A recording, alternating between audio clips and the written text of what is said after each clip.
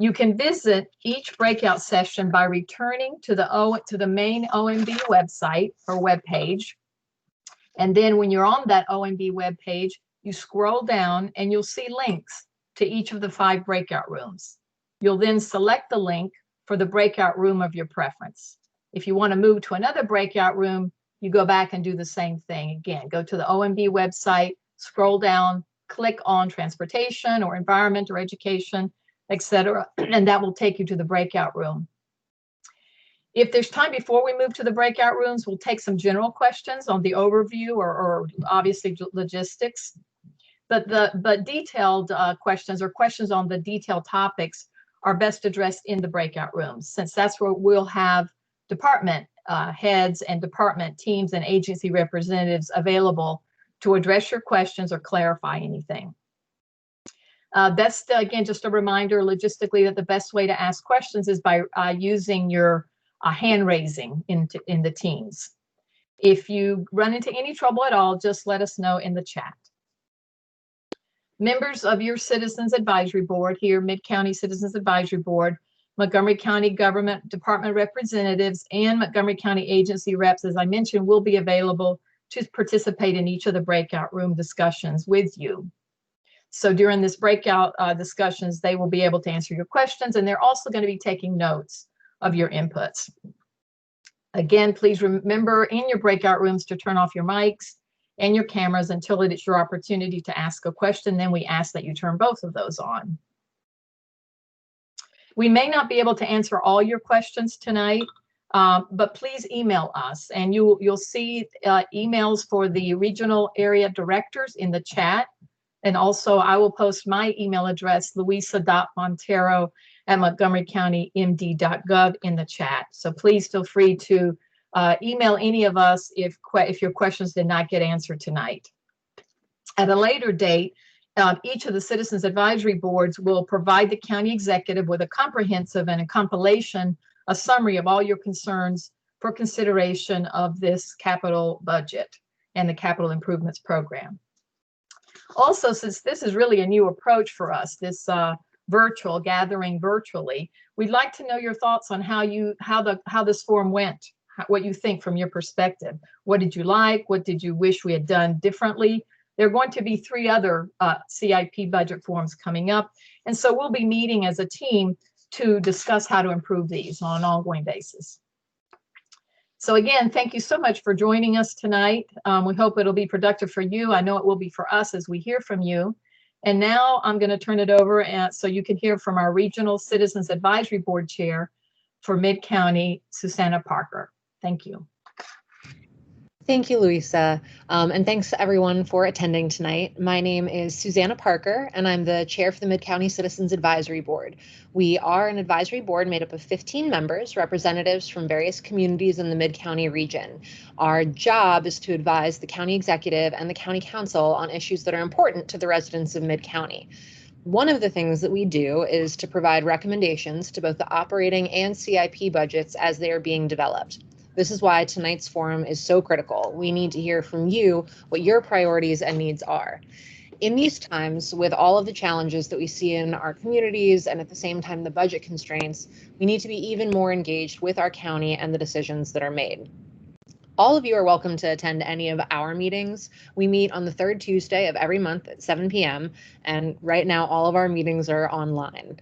You can contact Louisa Montero, and again that's louisa.montero@montgomerycountymaryland.gov for information on how to attend our meetings and how to sign up for the Mid-County Weekly e-newsletter. Now we will hear from the Office of Management and Budget. Good evening, everyone. My name is Rafael Pomorlejo Murphy, and I'm a fiscal and policy analyst at the Office of Management and Budget in Montgomery County government. Thank you. So the purpose of this presentation is first to explain the purpose of the Citizens Advisory Board meetings, what the Capital Improvements Program is, the FY22 to FY27 fiscal outlook, the CIP process and time frame for impact, the open budget tool where you can get online resources on the CIP, and then the county executive will explain his capital budget priorities. And if there's time in the end, we will have questions, and you can use the hand raise feature within Microsoft Teams to ask your questions. So the purpose of the CAB meetings is to give you information about the capital budget and the capital improvements program. And then it's also opportunity for you to express your views and priorities of what you think the future capital improvements projects, particularly those coming up in the next full CIP of FY23 to FY28 are. And then opportunity to provide and then that gives us the opportunity to provide this information to the county executive and departments on how they should shape their capital improvement projects. So one important difference between the operating budget and the capital budget is the operating budget is more or less pays for services, whereas the capital budget pays for facilities. A good way to think about this is that the operating budget will pay for a teacher, a fireman, or a librarian's salary, whereas the capital budget will pay for the school, the library, or the firehouse where those people work. And so today we're going to be talking about the capital improvements program and the capital budgets. So capital improvements generally have a long-term usefulness and require very large expenditures to purchase. And so that's usually, again, buildings, but that could be bridges, that could be roads, but generally large purchases. These are usually planned out, we plan these out in a 6-year plan. And new projects are usually added to the last couple of years of the CIP as the prior approved projects are finished off. Next slide, please. So if you look at how the CIP has been budgeted in the past, looking at FY21 through FY26, the vast majority of the CIP goes to MCPS, with roughly 40% of the budget going to MCPS. The other 25% goes to transportation, with the remaining 35% for everything else in the county CIP. Next slide, please. So now we're going to look at the fiscal impact in the county. So we're trying to focus on fiscal responsibility and fiscal sustainability in the county. There is a requirement in the county that we have a balanced budget, even though there's a high level of revenue volatility, especially in the context of COVID-19. Unlike the federal government, we do not have the opportunity to issue unlimited amounts of funds. And so we're looking to slow down new debt and reduce the rate of growth in expenditures. The budgets that we passed in FY20 and FY21 were successful in meeting the 10% revenue reserve target. And this 10% reserve has been critical as we have dealt with COVID-19 and that impacts. And we've been able to draw on that to help county residents. And we've also have significant expenditures for pre-funding pensions and retiree health. Next slide, please. So the huge impacts on the CIP and the overall revenue outlook is going to be coming from COVID-19. This COVID-19 struck very late in the FY21 budget process. There's still a vast variety of unknowns. We're not sure how long or how severe the shutdown will be. We're not sure what the overall impact on the economy and the residents will be. And we're not sure what federal aid we can count on in the future to residents, businesses in the county. So we were able to successfully negotiate the COVID-19 related pay differential for workers. The FY21 total tax supported budget only grew by 0.8% over the FY20 approved budget. And then the county executive and county council also agreed upon an FY21 savings plan of $43.7 million. Much of that came from the CIP with $23.4 million in PAYGO savings and $4.9 million in CIP cash savings. So as we moved into the impact of COVID in the third quarter, we were roughly on budget for FY20. Year-end FY20 results are pending, but thanks to federal support, that cushions the impact of the businesses and COVID revenue impacts. The counties also received $22.6 million in federal aid that can be used for COVID expenses, but unfortunately the federal funds will not cover lost revenue. In FY21, they passed a continuity of services budget and then plus the savings plan. But even with those austerity and federal aid, it's still possible that we're going to have to tap into the reserves. So we continue to pursue federal assistance. The maximum FEMA reimbursements that the county can receive from the government is $222.6 million through a variety of bills, including the CARES Act and other aid. The federal FEMA funds, again, have been useful in providing grant and other assistance programs to county residents. Some examples of these programs include food assistance programs, the Public Health Emergency Grant Program for small businesses, grants for personal protective equipment, and then grants for telework assistance. We've also been able to provide differential pay for county employees who work in direct response to COVID-19. There's been significant pressure on the commercial real estate market sector, which does impact how much revenue we'll receive. And then overall, there's just simply uncertainty of when the crisis will end. So even though this presentation is on the CIP, it's important to look at the operating budget as well. When you look at where our revenue comes from, the majority of it comes from property taxes, about 30.8%. The next highest comes from income taxes, about 28%. And then governmental transfers is another 21.1%. And that intergovernmental transfers are funds from the federal government or from the state government. So again, the vast majority of revenue comes from these sources, which we use to fund the operating and the capital budget. Next slide, please. Okay. So in terms of revenue, we've got a lot of mixed signals.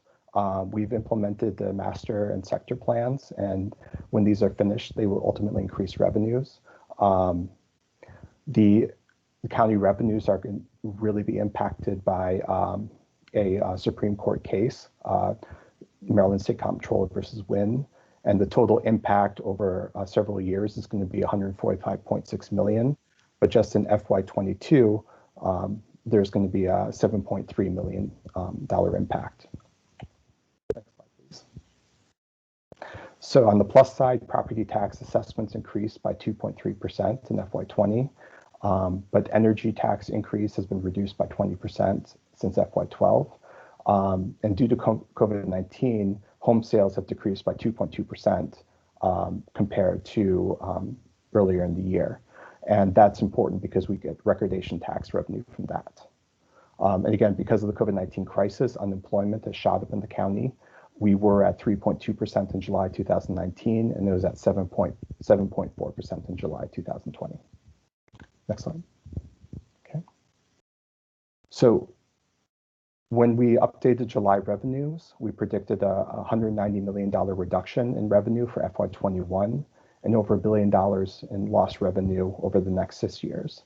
So that's going to have long-term financial consequences, especially due to the charter limit, which the county executive will go into more detail on in a bit. Revenues in FY21 and FY22 are estimated to be less than FY20, and we're not going to recover these revenues until FY23. On the plus side, the state of Maryland recently reported that they have a surplus at the end of fiscal year 20. Next slide, please. And the county's August income tax distribution was above revised estimates.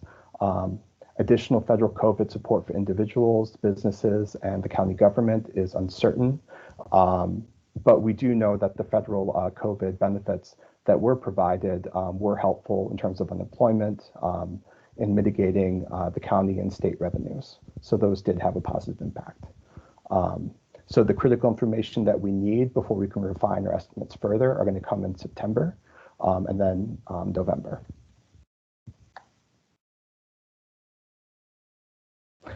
So again, looking at the operating budget and its impact on the CIP, about 64% of the operating budget is already committed before we start. MCPS and Montgomery College have budgets that have legally required maintenance of effort, that we have to fund them at a certain level. There's a revenue stabilization fund and debt service payments that we have to contribute to. So that leaves only 36% of the budget remaining. And again, the FY21 operating budget was a continuity service budget that assumed revenues as of March 2020. Please. So another hit on the revenue is if you look at the fees and fares and licenses, permits and fines and other revenue that we collect, we expect that COVID will have a significant impact on those. So even if you predict just a 25% decline in all of these other revenue sources, that would be another $35.9 million cut compared to the FY21 approved budget. And again, since 64% of the budget is already committed, that $35 million loss would have a much bigger impact on the remaining 36%. Next slide, please. So in this slide really captures that picture. As you can see, that MOE and MCP, the maintenance of effort for MCPS in Montgomery College is 53% of the budget. OPEB pensions and reserves, another 6.3%. And then our debt service is another 11.7%. So the remaining portion of the budget is roughly 28% when you exclude all those other items. Next slide, please. So again, the challenges, there's growing needs and challenges. With the COVID-19 crisis, there's growing needs and the impact on revenue. We expect that MCPS enrollment will continue to increase. As new facilities come online, they have operating costs associated with them. There may be cost and price spikes with weather, snow removal, fuel, energy prices, food prices that county budget would have to bear. And then debt service is a big portion of the county budget. Thank you. So again, we expect MCPS enrollment to grow. That's going to require more schools and more funding to support those schools, as well as operating expenses. Construction costs have been increasing in the county. More funding is going to be needed to maintain the facilities that we have in terms of HVAC replacement, roof replacement, resurfacing our roads. And then this is going to be more important as renovations are going to be delayed. So again, community expectations are going to be higher as we've approved these master plans and people expect those to go forward. So the capital budget demands in the operating budget are going to be significant. So in terms of the CIP impact on the operating budget, there's going to be, within the FY21 approved budget, there was $8.6 million going to PAYGO. That was after $23.4 million have been reduced from the savings plan. Another $61 million in cash with another $4.9 million in saving plan reductions. So there's going to be additional costs to operate new and expand facilities. And then the debt service is going to be roughly $1 million for every $10 million in debt that we take on. And these debt service payments are going to continue for 20 years. Next slide, please. As you can see, between FY 2009 and the projected for FY26, the tax supported debt service has been growing for the county as we've taken on more projects. Next slide, please. And so there is an opportunity cost for what we invest in capital projects for debt service versus what we could be spending on in the operating budget. So for every $1 million that we spend on debt service for a capital project, we could be paying for 9 firefighters or operating 8 senior centers or 5 recreation community centers within the county. So there is a cost benefit analysis we need to take into consideration of capital expenses versus operating. Next slide, please. But we are attempting to draw down the amount of debt service that we are taking on. And so between FY21 and FY26, we're planning on taking it down from $320 million to $270. Next slide, please. So in terms of the CIP budget process and timeframe, and this is going to be for the calendar year 2021. In September to early January, the county departments are going to submit their capital budgets to OMB and the county executive for review. On January 15th, the county executive is going to submit his recommended CIP to the county council. And then in March and April, the county executive may submit potential amendments to the CIP. So in between January and May, the county council will hold public hearings and committees will review the CIP as well as the amendments if they're submitted. And then the full council will review and approve the CIP by the end of May, as is required by the charter. And so the last feature is Open Budget, which is an OMB tool for citizens to go online and see where their capital budget where their capital budget is being held. So you can go to montgomerycountymd.gov/open budget.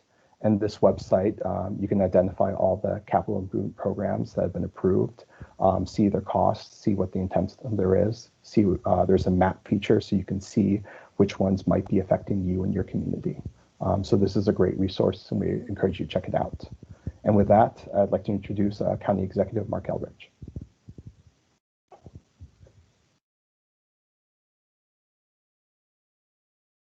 I'll try my greeting again. Hi, everybody. I'm glad to see everybody here tonight. And so I'm going to go through a little bit of this slide deck myself. Just want to talk a little bit about what our priorities have been in general. One is expanding early childcare and education. This has been a priority since day one for us. We believe that if we're going to improve educational outcomes for children, particularly for our diverse communities, we have to do a better job of early care and education. We have to make sure that it's affordable and that families have access to it. And so we've been busy trying to expand that over the last 2 years, and you'll see that effort continue. We are working at increasing the supply of affordable housing. The supply is nowhere near the needs in this county. Just if I looked at one part of the population today, there are 20,000 households who earn about 30% of area median income, which is somewhere around $30,000, who cannot find housing they can afford and spend upwards of 50 to 60% of their income on housing. That is just the very lowest cohort. And of course, the other cohorts below median income find it equally difficult to find housing, and we do not produce very much. Most of what we produce is at the higher end with the moderately priced dwelling units. We produce very little for people under 60% of median income, and that's a problem that we're going to try to work on. We are committed to fighting climate change. I keep reminding people that when COVID is over, we've got this other emergency staring at us. And I think, you know, if the events of this summer between the hurricanes and the fires and everything else having convinced people that we've got a serious climate problem, I don't know what will. But most of us believe that we have an obligation and a responsibility to lower greenhouse gas emissions in this county, and we're looking at, you know, a myriad of ways to do that. Related both to economic development and climate change is building a bus rapid transit network in the county. So if you know that we've done the first phase of bus rapid transit on the East County on Route 29 in the form of the Flash program, we are in design phases for 355 Veers Mill Road, and we have revised the design for the Quarter Cities Transitway, which we think will enable it to go forward and provide the transit access to the Science Center up there, which will allow it to continue to build out. We started this project a long time ago. I think it was 12 years ago. I first raised the idea of building a bus rapid transit network. We have spent a lot of time studying, not very much time doing, and we're trying to change that dynamic and get into the mode of starting to provide people with the transit they need. We're looking to improve economic and community development. One of the big things that one of the things I signed off on today is a joint development agreement with WMATA to jointly develop the White Flint Metro properties in order to focus on life sciences, artificial intelligence, and computing, to make that a center of that kind of economic development in the county. And we've done a number of other things. I think if you went to any of our business listening sessions, you know that we went out to try to hear what the business community had to say about what the problems were with the county's economic development strategies or problems with our processes in the county. We've changed our procurement policies. We are in the process of making 87 changes to development review in the county to make sure that we are not the slowest place in the world to get a plan approved, nor the most difficult place in the world to get a plan approved. So we're trying to take what we heard from the community and incorporate them into changes in the county. We're looking at incubators. There's an incubator study that's just now being completed, and we're looking at more than just the traditional incubators in life sciences or IT, but also looking at incubators that are, food hubs and food incubators, and incubators that focus on crafts and maker spaces. So we're trying to do incubators in a way that it addresses both the top ends of the market and other ends of the market. So that's a major project for us. We've embarked on a reimagining public safety. The council has a committee that's jointly appointed by me that's going to be an ongoing oversight group for the police department. In the meantime, we have created the committee. It has 45 or so residents on it and staff attached to it. And we will be hiring consultants. And this is where we're going to do a deep dive into county policing, how we police, how we hire people, how we promote people. Probably most important of all, how we train our officers. I've, been saying this over and over again, but a lot of the things that people find problematic and wonder why people do these things, a lot of the behaviors that people find problematic are actually trained for. And we need to make sure that we train people the right way, that if there are things we don't want officers to do, we don't train them to do it and we don't encourage them to do it. So I'm looking forward to their work being completed in the first of the year. We've got a target date of January 18th. It may go another month because we started about a month later than we thought we'd be able to. But those recommendations will be coming soon, and it should be an important moment for the county. And we continue to do the work of advancing racial equity and social justice.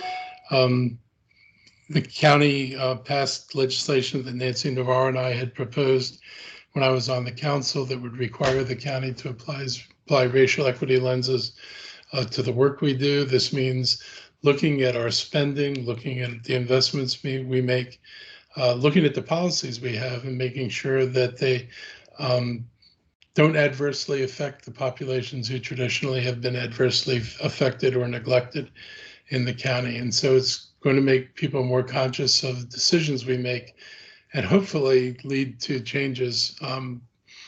We as part of this goes along with reimagining public safety. We have unfinished work in this country to do. And for my friends who believe that the civil rights movement solved all the problems, it really didn't. It basically focused on legalistic issues. But when it came to educational opportunities or job opportunities or dismantling segregation or dismantling unfair labor practices, that legislation didn't get us where we need to go. And we need policies that invest in communities and help them to develop and help them to escape the poverty in which so many people in the minority community remain stuck in. It is the great unfinished work of the civil rights movement. I'm happy to say that many people in the country recognize this as the most important work that we need to be doing, and we are going to be bringing this to every aspect of county government. Next slide. So some of their initiatives that are supported by the capital budget, we're doing childcare renovations, and so we're trying to make sure we have the spaces that we need, that they are not just suitable for COVID, but that we actually can help provide more spaces for childcare centers to locate in. We're doing affordable housing initiatives that will help leverage private sector funding to preserve and increase the county's affordable housing stock. We're looking at this two ways. First of all, the most effective thing you can do is preserve the housing you have. Over time, we've tended to lose far more housing than we've preserved, and we need to put a greater focus on preservation. On the same time, if all we do is preserve things, it doesn't exactly meet the needs we have today, let alone the needs that are projected for a growing population. So we're looking at strategies to invest in housing stock in a way that provides greater opportunities and greater levels of affordability in affordable housing than we're able to provide today. In terms of the environment and and also as a budgetary issue. We're looking at electrifying and increasing the efficiency of new and existing buildings. One of the most exciting projects is a small project, but it's taking place in one of our senior centers where we're replacing the windows with windows that actually generate electricity. This is a pilot for us. If it's successful, if the price of the windows is justified by the electricity it produces and by the energy savings that we achieve, then this becomes a model not only for the government, but it can become a model for the private sector. We're also looking at increasing the use of electric buses, and we're looking at creative ways of financing them. There are a lot of things about the government which are great, but one of the limitations we have when we finance things is, it's in the case, for example, of electric buses, we can't take advantage of any of the tax credits that a private company would have if they were supplying electric buses or operating electric buses. And so we're looking for opportunities to partner where the county can help bring down the costs of electric buses by being able to share the benefits of those investments with people who can take advantage of the benefits.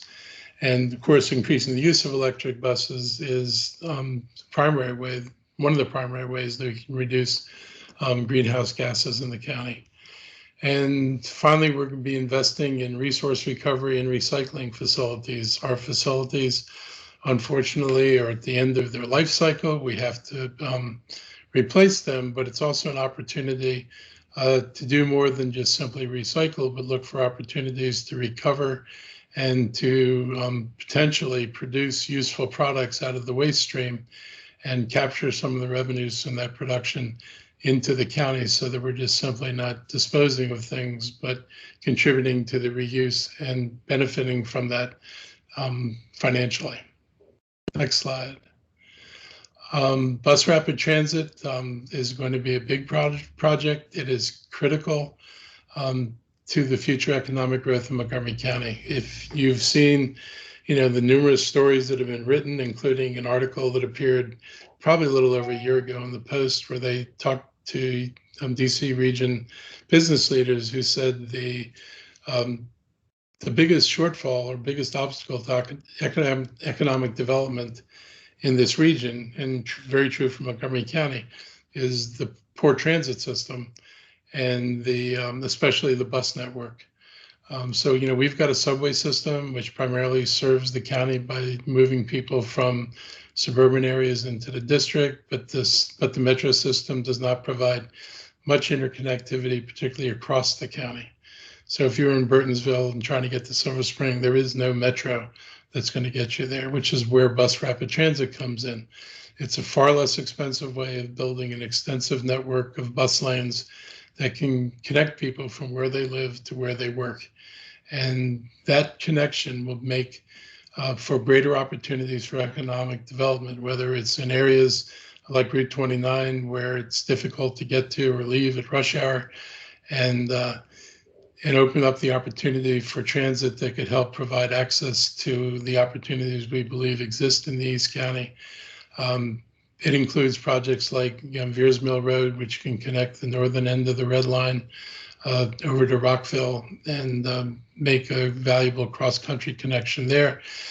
And of course, it includes Maryland 355 lines, where we're really looking at building bus rapid transit in a corridor, which is really the jobs corridor of Montgomery County. When you go from Bethesda up to Shady Grove Life Sciences, this is where the greatest investments in jobs are coming, and they're likely to come given our zoning in the years to come.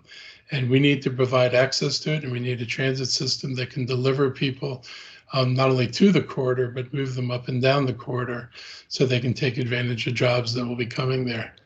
And we are also adding planning for the New Hampshire Avenue and North Bethesda transitways, two other projects that will help open up those parts of the county to additional economic opportunities. Capital efforts also support some of our other executive initiatives. We're maintaining support for Wheaton, White Flint, and the White Oak economic development. I'm hoping we can resume talks with the school system about a particular building that we're interested in as a potential incubator site on the east side of the county. We will be replacing a leased fire station and a leased police station to better meet public safety needs and reduce long-term costs for the county. And we're continuing to explore collaborations for facilities that provide mental health, substance abuse, and treatment services to help us avoid incarcerations. And one of the important things about that is it's helped us look at a hub model for providing services. You know, for years, pretty much everything flowed out of Rockville. And in dealing with the COVID pandemic and having to move resources closer to communities, we've discovered that we can couple resources together. We can get them closer to communities. It's easier for people to access. They're more likely to access them. And we're of the belief that the hub model is going to be something that is going to continue on after COVID goes away. We're going to continue advancing racial equity. Racial equity means that we're going to close the gaps so that a person's race or the zip code they live in does not predict their success. And sadly today, these are actual predictors of what the fate of children will be when they grow up. And in the 21st century, it shouldn't be that way. In a country that passed landmark civil rights legislation, it should not be lingering there today. And that's one of our priorities, is to start closing those gaps and to change the predictability of a person's outcome based on race and location. So that's one of our prime goals. We're going to be focusing on communities of color to target improvements for those most burdened by racial inequity. And, you know, targeting improvements means access to childcare. It means access to healthcare, educational opportunities, and jobs. And also transportation, so that it doesn't take a person 2 hours to commute to work and then get back from work. So we have a lot of work to do, but we have an obligation to do this work, and I fully intend to do it. And moving beyond services to policies. You know, I've said this before to people, when I look at policies and I look at things we do, one of the questions I ask is, you know, where will we be 10 years from now? And in my mind, if the answer to those questions can simply be calculated by multiplying population growth and inflation, then our policies aren't really doing what they should be doing. We need to look at policies that transform outcomes, not just policies that predict that we'll be spending more money on more people in the future. Policies that really address the problems that we're facing, make those problems go away. They certainly diminish them if they not make them go away altogether. But we need to start focusing on making sure that the things we do result in long-term changes, so that we're not constantly triaging a problem, but we can actually say we addressed it, we solved it, and we're making investments in other things now.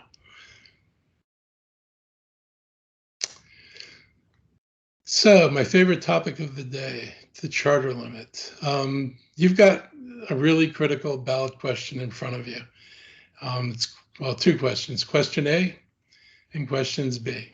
And it's no secret that I'm supporting question A and opposing question B. And I just want to give you an idea of what we're dealing with. We already have a broken tax system. On the one hand, we are unable to protect people who get 10% increases in their tax bills from getting those increases. On the other hand, the increases in people's tax bills does not lead to additional revenues for the county.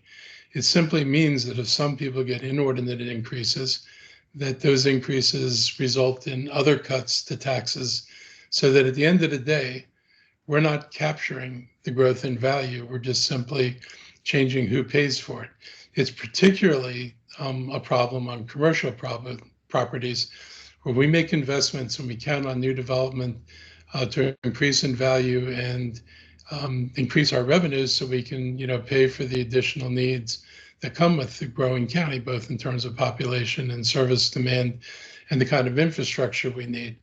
But if you cannot fully capture the value of new construction, and you don't add new construction to the amount of revenue you can raise, then you're basically stuck with adding the new construction. Those people will pay the taxes they're supposed to pay, but instead of adding to the revenues, it simply displaces existing revenues. which means we aren't able to fund our schools, we're not able to fund transit, and we keep falling farther and farther behind in these critical areas.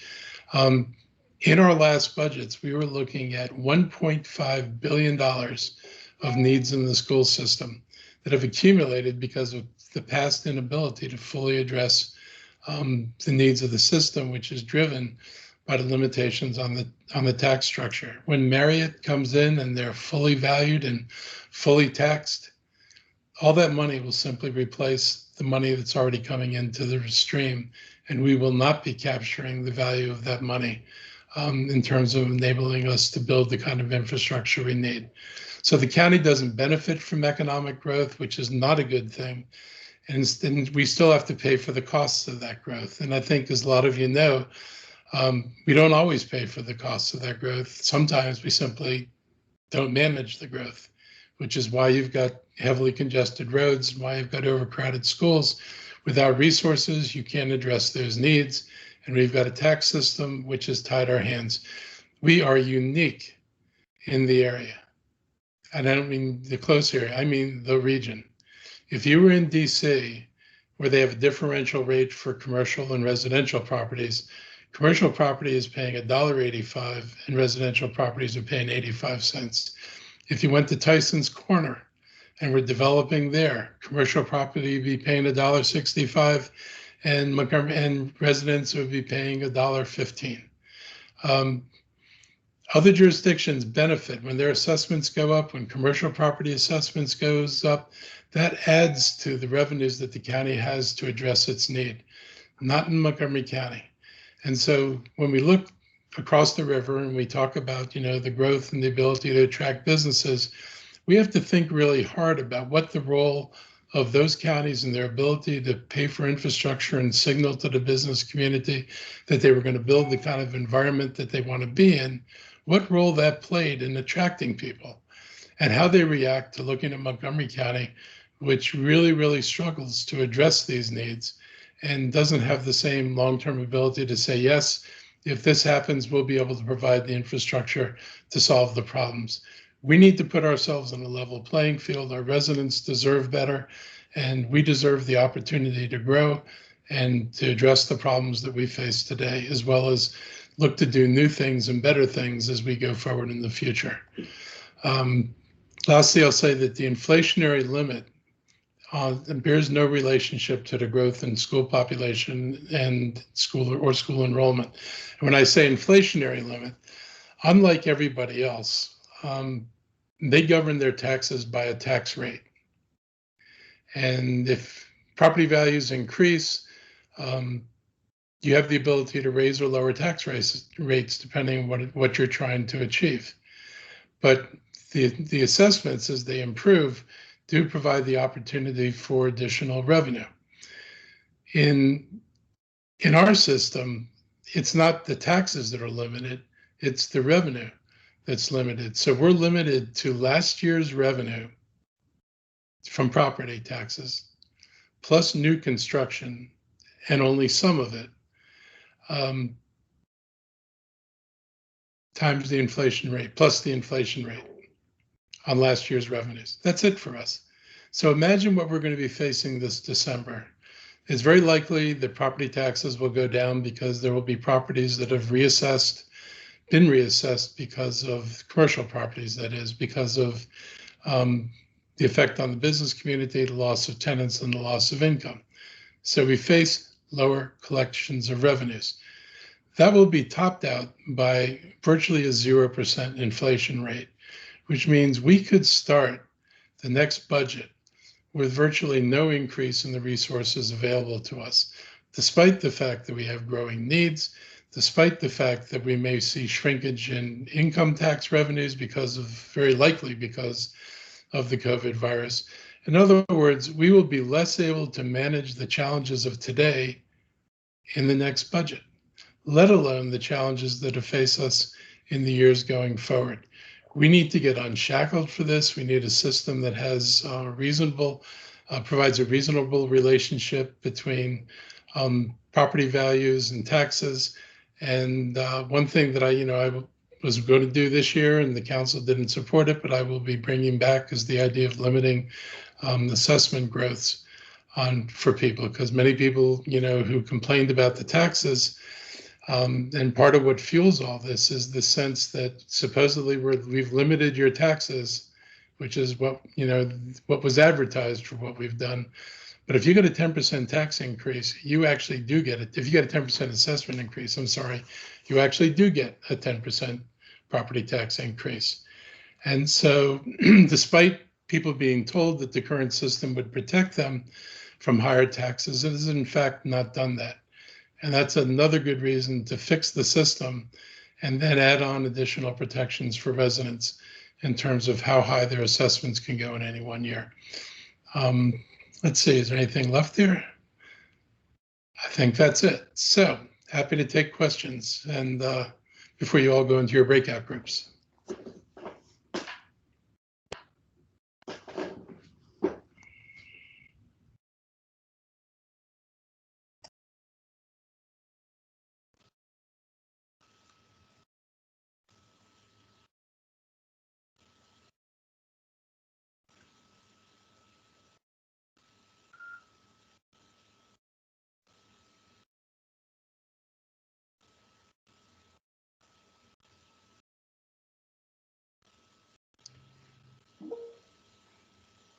Yes. If there are no questions for the county executive, I think we will move to the breakout rooms. Remember, you can access those off the OMB website by clicking on the links for the various breakout rooms, and feel free to visit more than one session. Thank you very much for coming.